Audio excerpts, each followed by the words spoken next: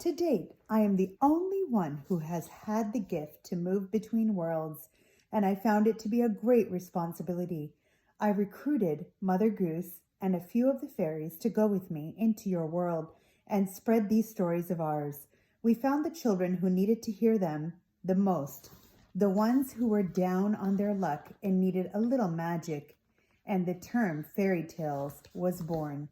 Your world was moving so fast and growing so large, we couldn't do it by ourselves anymore. So we asked people like Brothers Grimm and Hans Christian Andersen and a few others to help us over the years.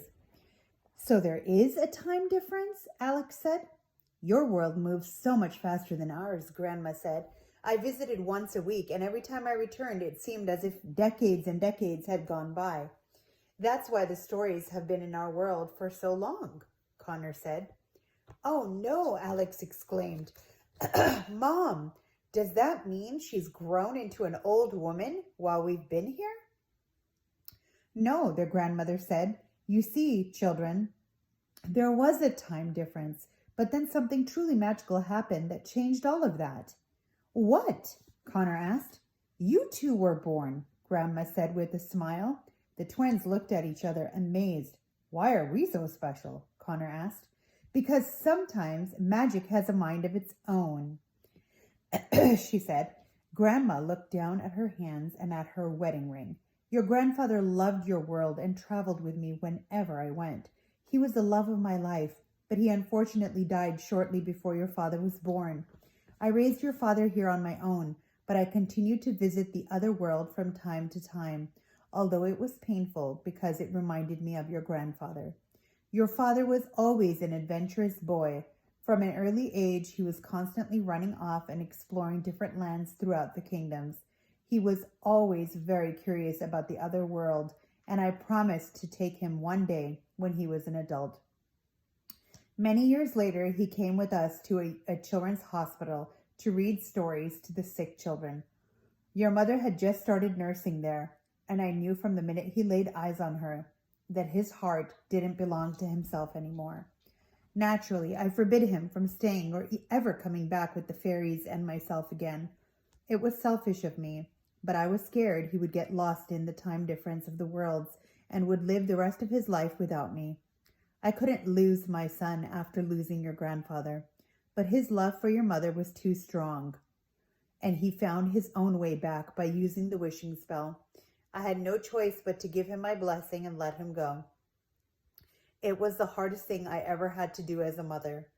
However, as soon as you two were born, the most peculiar thing happened. Your world and this world slowly started to move at similar speeds.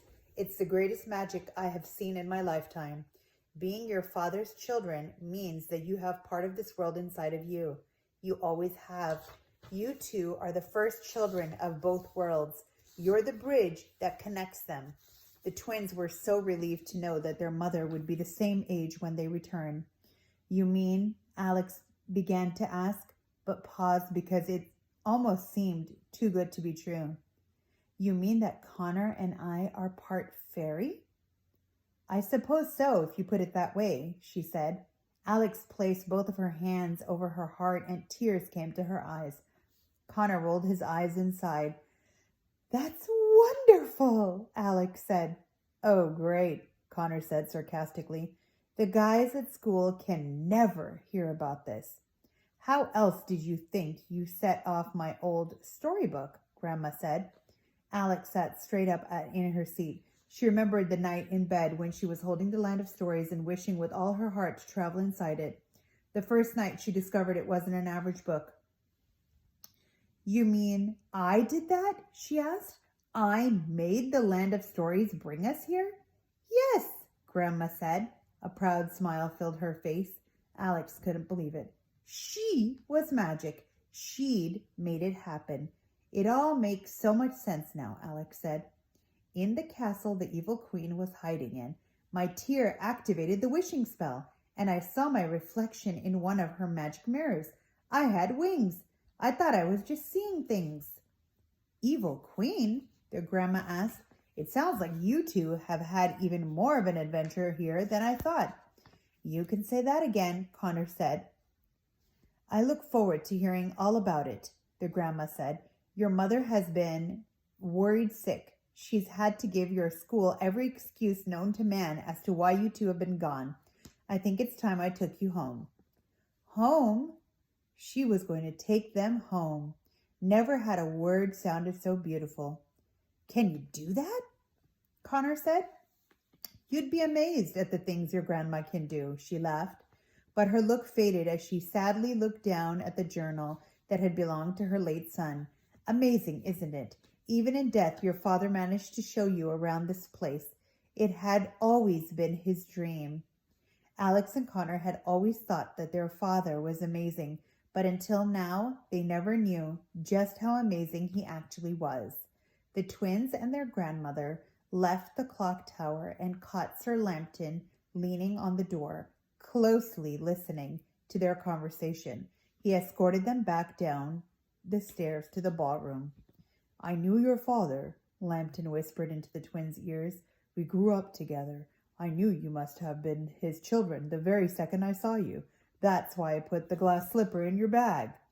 The twins couldn't even acknowledge it with a smile. Their minds were already overloaded.